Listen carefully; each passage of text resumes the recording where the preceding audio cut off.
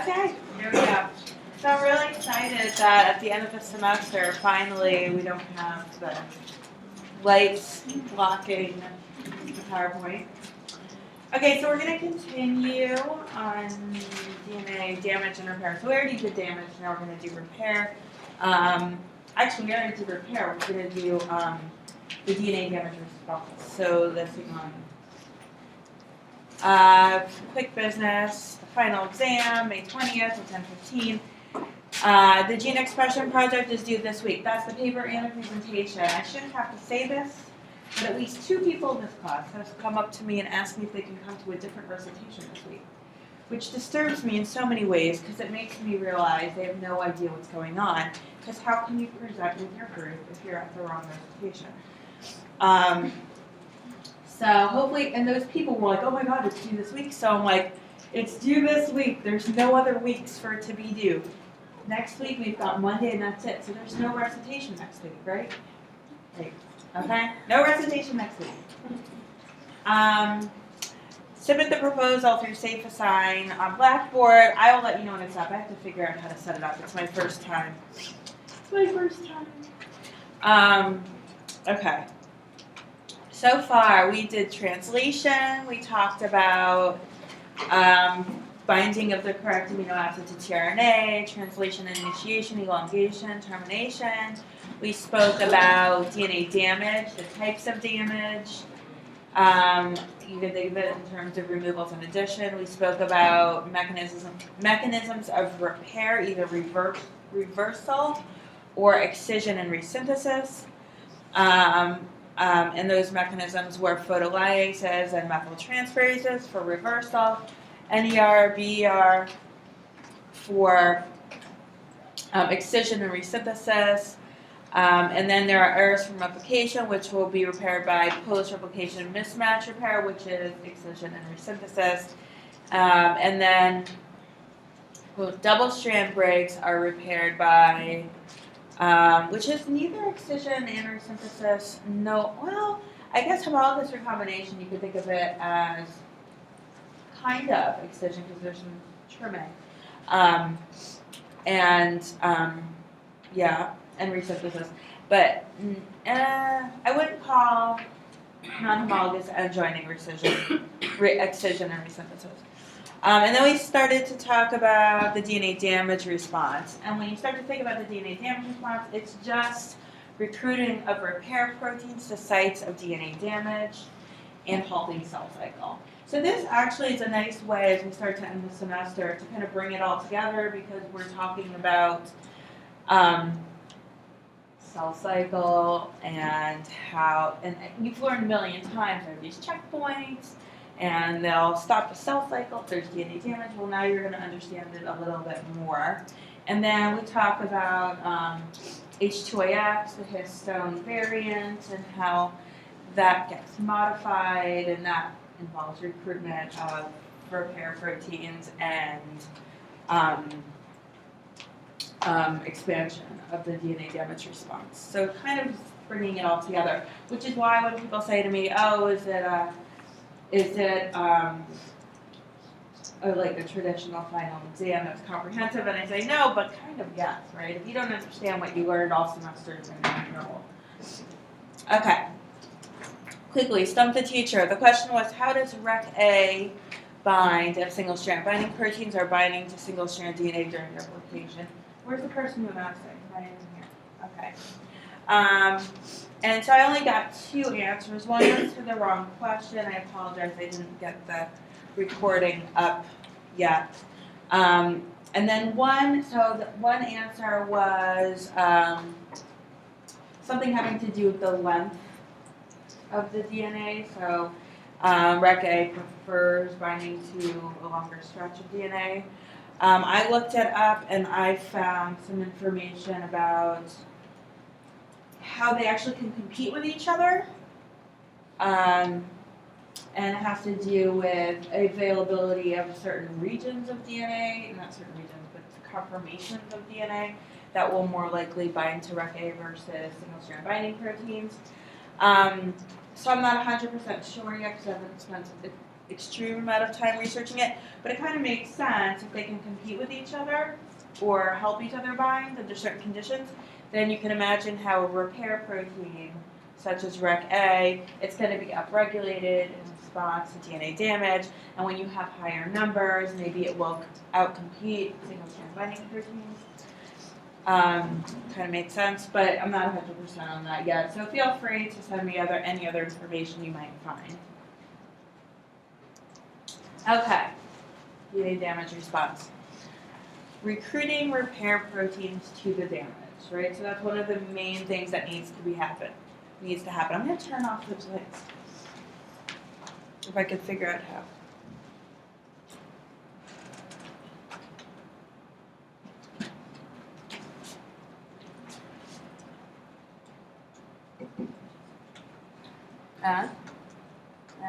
There we go.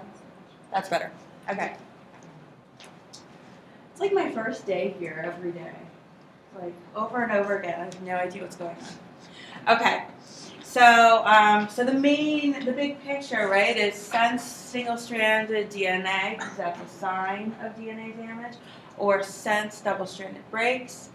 So something needs to recognize and bind. Recruit kinases to signal presence of damage, and then those kinases phosphorylate and activate other proteins, and then that phosphorylation creates binding sites for repair proteins. So now you're recruiting proteins for repair, and then you recruit checkpoint proteins to halt the cell cycle. Okay, that's the big picture, right? Recruit repair to sites of damage and halt the cell cycle. One other thing would also be inducing apoptosis, right? If needed. Okay, so let's just go back to looking at the cell cycle. You guys saw this a number of times. So this is just to remind you that DNA damage, it's detected at the G1 and G2M checkpoints, and this results in cell cycle arrest. You've learned this a million times, so hopefully now it'll all start to come together in a deeper way, right? So obviously you don't want your G1 checkpoint, right? That's before you start S phase. Obviously, you don't want to start DNA replication if you have damaged DNA. And then your G2M, you obviously don't want to divide if you have damaged DNA. And so mostly you're detecting damage in the form of just things that have been added or removed from DNA in G1, the G1 checkpoint, but at G2 you're also going to start to see stalled replication forms, or replication forms that fall apart, stuff like that. Any thoughts? Everyone having fun? Okay. I have to say, I was very impressed with how recitation went on Monday. People did a really great job with their presentations, and the class as a whole did a really great job asking questions and participating, to the point where I didn't need to do much. Almost all my questions were asked by the other students. So I think that was really awesome. So good job, guys. Hopefully you other people have some serious footsteps to follow. Okay. No pressure. Okay, so DNA damage inhibits progression to S and M phase. So you saw this before, remember? And it said here, DNA damage inhibits this, inhibits this, inhibits this. And so now we're going to understand how. So this is where we were ending the other day, right? So RPA is a protein that binds to single-stranded DNA and recruits ATR to the damage. And then mRN complex, which is a complex of proteins, bind the double-strand breaks and recruit ATM. ATM and ATR are these kinases. So ATM will phosphorylate H2AX. Everyone remembers H2AX, right? So here we're modifying your chromatin, right? So you also have to remember, so you've got your histones, and you're going to have H2 replaced with H2. H2A is being replaced with H2AX, and then ATM comes along and phosphorylates it near the double-strand break. And that is what is recruiting repair proteins and amplifying the response. right? So you'll have a double-stranded break, and then you'll get recruitment of this MRN complex, which will recruit ATM, and then you get phosphorylation of H2AX, those histone tails. And that helps to amplify the signal, because then that phosphorylated histone tail recruits a whole bunch of other proteins, including more ATM, and then you get more phosphorylation and more recruitment of other proteins, including RNF8, a ubiquitin ligase, which ubiquitinates histones, not to degrade them. It's involved with recruitment of other proteins to those histones at the site of damage. Some of those proteins are P53, which you guys have heard about and we'll talk about today. Who's heard of P53? Who took Dr. Suji's cancer bio? Some people. So you guys really know P53. P53 binding protein and BRCA1 tumor suppressor. You guys know that's one that's mutated frequently in breast cancer. So now a lot of these proteins that we're talking about that are involved in DNA damage, response, and repair, you're gonna, if you've done any sort of research or reading into cancer, you're gonna start to see that these are proteins that are frequently mutated in cancer, and it's logical, right? You meet a lot of mutations, have cancer, right? So something that's gonna prevent repair is gonna contribute to cancer. Okay? Questions? All the really talkative people are gone today. Interesting. Where are they? Where are you? What? What did you say? Working on their papers. Everyone's panicked. Okay. Okay, so I talked about ATM and ATR. Okay? These are kinases, and they're activated by DNA damage, right? So right here I showed you you got recruitment of ATM to the site of DNA damage of this double-strand break. So you've got the double-strand break, and a whole bunch of stuff happens, and that results in activation of ATM and ATR, which then results in activation of the CHEK1, CHEK2 kinases. And so what do? They phosphorylate P53. So normally P53 is kept at really low levels because it's interacting with MDM2, which is the ubiquitin ligase. So it's constantly being ubiquitinated and degraded. So levels of P53 are really low in a happy, healthy cell, right? Makes sense because P53 signals all sorts of bad things, well, good things really, like cell cycle arrest and apoptosis. So you want to keep P53 really low in happy, healthy cells because that's a sign of a happy, healthy cell. So when there's DNA damage, you're going to get all these kinases activated. When you have a kinase, something's being phosphorylated. In this case, it's P53. That prevents interaction with MDM2. Look, there's the blue thing. MDM2 is floating away. So now P53 can't interact with MDM2, and it's stable.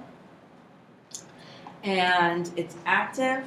And P53 is a transcription factor. So what do transcription factors do? Someone raise their hand. What do transcription factors do? Generally, if you were applying for a job as a transcription factor, the first thing you would tell the interviewer that you could do is what? Go into the nucleus and activate transcription. Activate gene expression. Absolutely. Right? In that job description it says must have 10 to 15 years experience activating gene expression. Right? Okay. That's the job of a transcription factor. So by allowing P53 to hang around, not be degraded, it's going to be able to go into the nucleus and activate gene expression. One of the genes that it activates transcription of is P21. P21 is a CKI, right? It's a cyclokinase inhibitor. And what's it going to do? What do CKIs do? I mean, I kind of just said it. Inhibits cyclic kinases, right? Inhibits CDKs. And what it actually does is you've got your active CDKs, your G1S and your SCDK, and it binds to it and prevents it from being active. If the CDK is off, especially SCDK, what's going to happen? Now my question is, what does SCDK do? Who remembers what SCDK does? I'm making you merge it all together. It's painful. Yes? You're able to Enter S phase. Right. Remember, it helps with disassembly of the pre-RC and recruitment of the pre-initiation complex and activation of S phase. Absolutely. So, S phase cannot be activated. Is this something we want to happen with DNA damage? Yeah, of course, right? You don't want to replicate damaged DNA. That's bad news. If you have a double strand break and you start replicating, what's going to happen once your replication fork hits the break? It's going to fall apart, right? So that's what when we talk about checkpoints and the activation of checkpoints and halting the cell cycle, this is what we're talking about. Just to go through it in a little bit more detail for you guys. ATR, which is activated because it's being recruited by the proteins that bind to the double-strand breaks. It is going to phosphorylate and activate these CHEK1, CHEK2 kinases. You always remember the CHEK1 and CHEK2 kinases because CHEK is for checkpoint or checkpoint kinases, right? When you activate a checkpoint, you're usually halting the cell cycle, to put it together. And it's those checkpoint kinases that phosphorylate P53. Remember, P53 is a transcription factor. It's normally degraded by MDM2, and phosphorylation prevents interaction with the ubiquitin ligase and results in stable P53. So, I said P53 is a transcription factor. Where do you think it's binding? What does it bind to? It's a transcription factor. It has to bind to something to activate transcription. What does it bind to? I'm trying to make you integrate what you've learned over the last few weeks. Yep. Does it bind directly to a promoter? So I got promoter. What binds to a promoter? How to binding protein? General transcription factors? Absolutely. Mediator? Where do these transcription factors, such as P53, bind? Do they bind right at the promoter or somewhere else? Some kind of regulatory region, right? A regulatory region that is far, far away usually, and then remember the whole thing loops around. The directed mediator helps to recruit general transcription factors, RNA polymerase, you get gene expression. So actually they draw it this way. It looks like it's binding to the promoter right here, doesn't it? They draw it that way for simplicity, but in reality, it's one of the million gazillion different genes that are involved in binding these upstream regions. Okay, very good.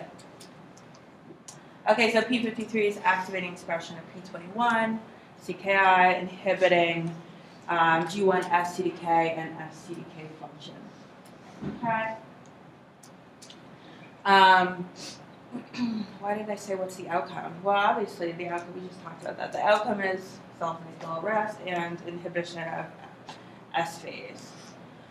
Okay, so what else happens? It's not just P53 that's going on here. CHEK1 and CHEK2 phosphorylate other things, right? Usually when you have activation of a kinase, that's a major regulator of a response such as the DNA damage response. There's going to be a lot of targets, a lot of things are phosphorylated. Kind of like when we talked about all these CDKs, right? All these CDKs phosphorylated a million things that were involved with progression of the cell cycle. So same thing, CHEK1 and CHEK2 phosphorylate a whole bunch of things, not just P53, but also CDC25. You guys learned about that when we were learning about cell cycle. So just as a reminder, remember when you have a CDK, it's inactive until the cyclin binds, and then there's a cyclin activating kinase, so you get an activating phosphorylation, and then you could also have an inhibitory phosphorylation, right? And that inhibitory phosphorylation is taken away by CDC25, and that's what activates your cyclin CDK. So for M phase, your M cyclin CDK is kept inactive by this phosphorylation that happens by Wee1. And then CDC25 comes along and removes it. And then you have active MCDK. Well, CHEK1 and CHEK2, what they do is they phosphorylate CDC25 in a different place, which is inactivating. So normally you would have your inactive phosphatase, and it would get phosphorylated by something else, which would then activate it. It could remove this phosphate group, and then you can have active CDK, right? But CHEK1 and CHEK2 are going to phosphorylate CDC25 and inhibit its function. And if your phosphatase is inactive, then this inhibitory phosphate group is left there, and your MCDK is off. Right? What's the outcome of an MCDK that's off? You can't progress to M phase, right? Right? Exactly. So that's, now we've got two mechanisms for how DNA damage halts the cell cycle, right? Two mechanisms. So, okay, good. Yes? Can you go back to the picture? So are you saying that if CDC25 is phosphorylated, it is activated? So in this picture, it's showing inactivation because this is taken out of when the normal function of CDC25, where you have to phosphorylate it to activate it. But CHEK1 and CHEK2 phosphorylate CD5 to inhibit its function. Remember, phosphorylation is not about turning things on or turning things off specifically. It's about changing the shape and allowing things to interact differently. And you can have activating phosphorylations and inhibitory phosphorylation.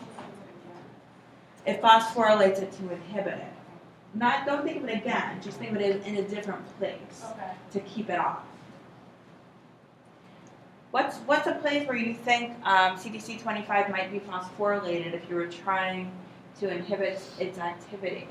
Think about what a phosphatase is and what it does, and what enzymes where their activity occurs. Where would you phosphorylate an enzyme such as CDC25 if you wanted to inhibit its activity? You don't need to give me an amino acid number. You just need to tell me a general location. I saw 3 hands pop up, no one stayed up. Okay. The binding site, What binding site? the place where the CDC25 binds the CDK. Okay, so that's one possibility. The place where CDC25 might bind to the CDK. I didn't think of that one, but it's logical. Another one? Active site. Right. So I don't know exactly where CHEK1 and 2 phosphorylate, but let's say we were studying this and we wanted to understand the role of CHEK1 and CHEK2 in inhibition of CDC25. Two very obvious places to look could be, can we detect phosphorylation on the active site, or in the area that binds to CDK? Yeah. Okay, any questions about that? Good. Okay, so we just talked about a whole bunch of proteins that are really important in the DNA damage response, right? We mentioned ATM, ATR, CHEK1, CHEK2, and P53, right? And so it should come to no surprise at all that these are frequently mutated in cancer, right? Totally makes sense. And so this is just showing CHEK1. There are 2 mutations in the kinase domain in endometrial, gastric, and colorectal cancer. And they both result in termination. So the mutation probably results in an early stop codon. So you don't have CHEK1.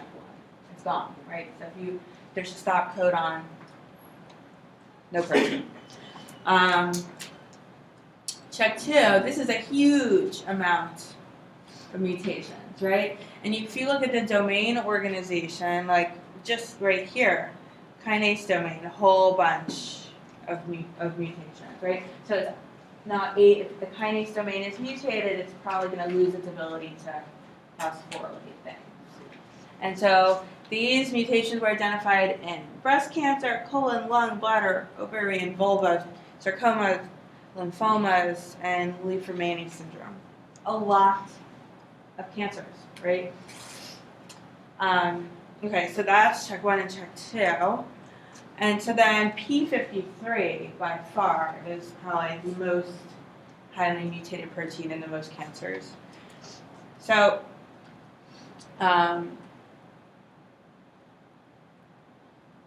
P53 is what controls the DNA damage response, and as far as whether you're going to get G1 arrest, so no progression to S phase, like we just talked about, or apoptosis. One of the other things it induces is apoptosis. And you could see that these are all the different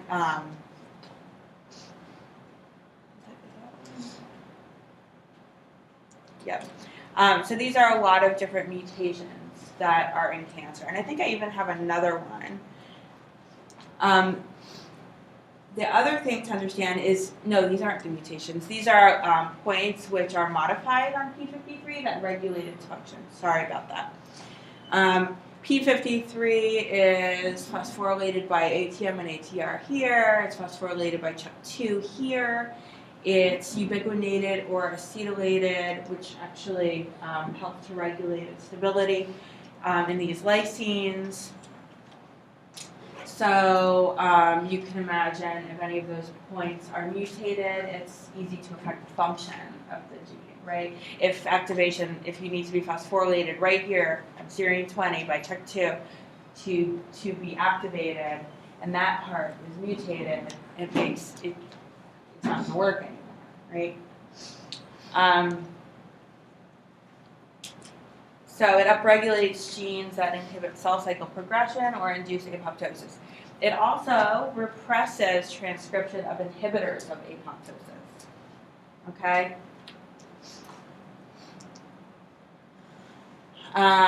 Right, so there's these different modifications of P53 regulate its stability and its activity. So we talked about MDM2, which is ubiquitin ligase, right?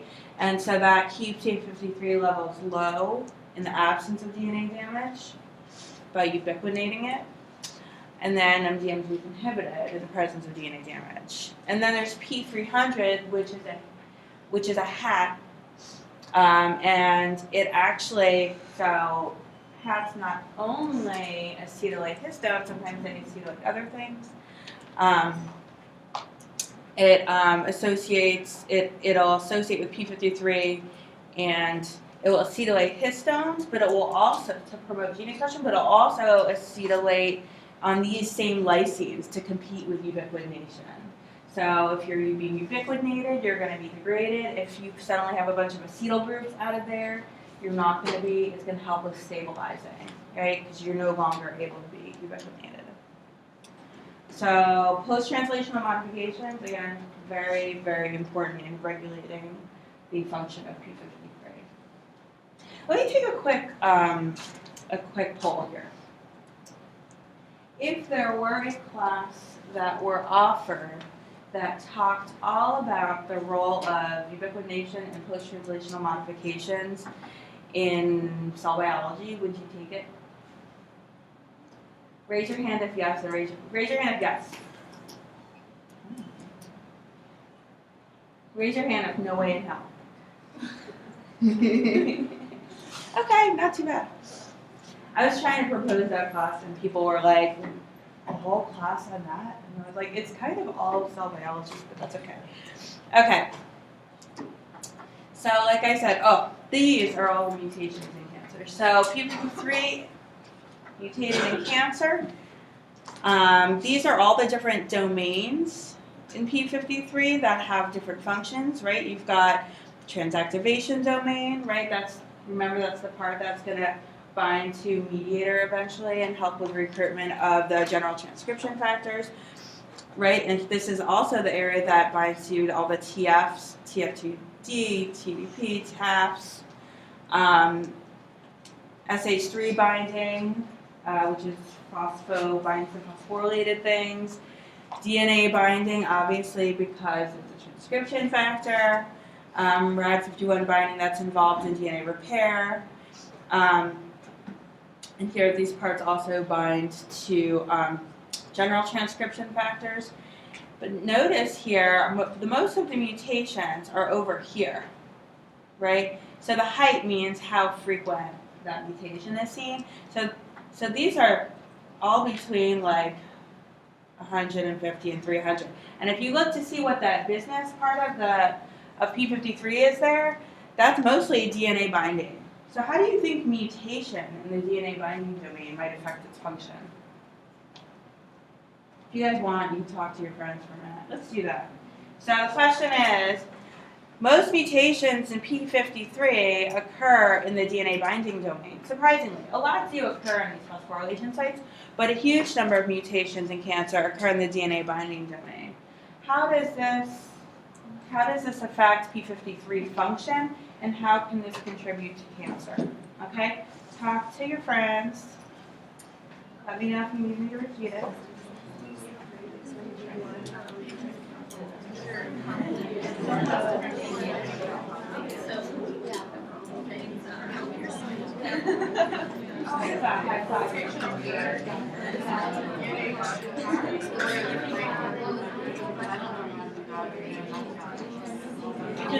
Yeah, so here I'll start.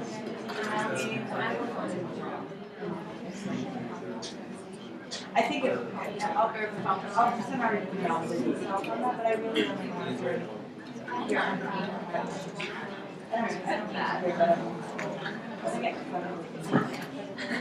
Oh, no, that's fine.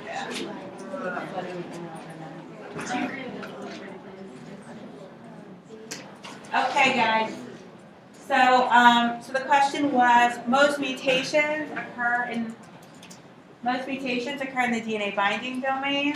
How does this affect P53 activity, and what's the outcome, and how does this affect cancer? Who had an answer? Let's try someone we don't hear from very often. Ashley? Ashley with a drink of water? I always look for whose mouth is like full of food in the water. We didn't know. You didn't know? Okay. Do you want to, okay. I mean, can I? Do you want to ask behind you? You guys have?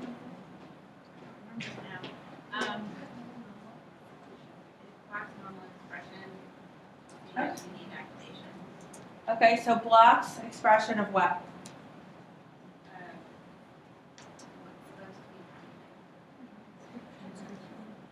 Okay, so blocks transcription. Okay, yep. What we got was basically P53 won't be able to bind to the DNA binding domain because it's mutated, so you can't have the transcription transcribe from P21 to inhibit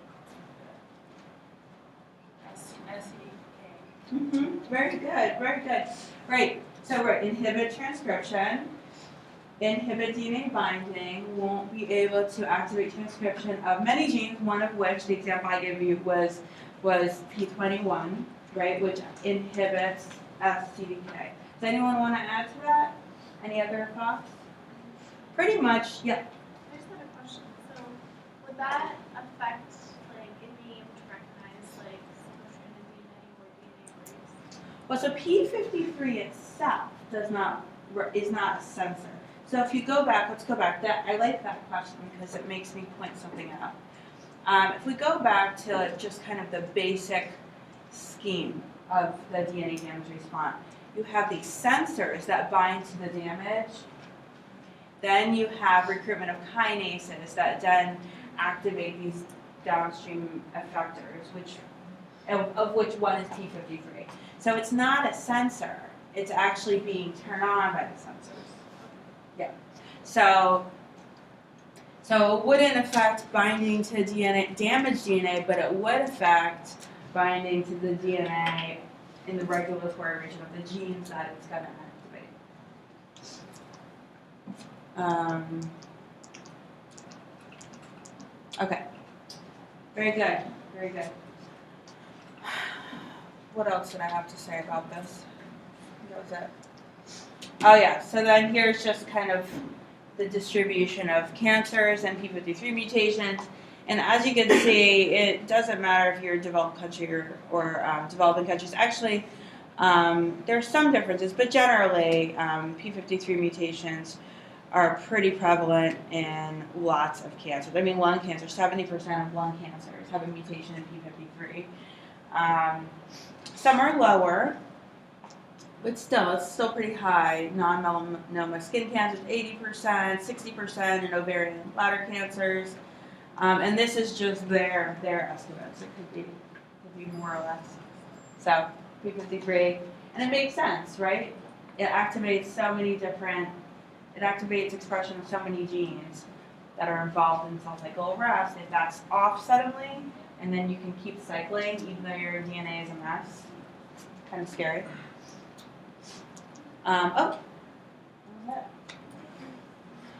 Does anyone have any questions about what we covered today? No?